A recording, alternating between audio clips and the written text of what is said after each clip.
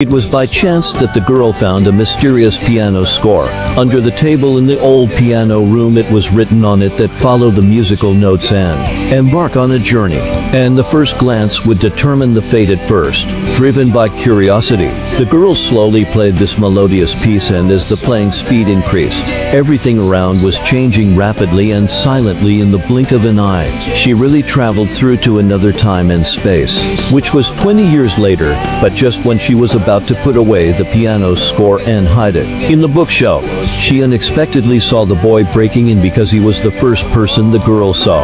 Only he could see her, and no one else around could notice her existence. What was even more coincidental was that, when the girl came to the classroom where she had been 20 years ago, she surprisingly found that the boy was also in this classroom from then on. They met in this century, but unfortunately, there was a full 20-year time difference between them after that. In order to be able to see the boy at the first glance, she specially calculated the distance from the piano room to the classroom, which was exactly 108 steps. She could see the boy's back as soon as she opened her eyes. Unfortunately, it wasn't always that smooth, and that day in the piano room, due to an accident on the first glance caused by the girl, he couldn't arrive at the piano room in time and could only watch helplessly as Jing Yi walked into the room. It was precisely at this moment that she happened to see them kissing. Because of the scene she saw in the piano room, the girl decided that she would never go to find him again in order to prove that the boy she met was real.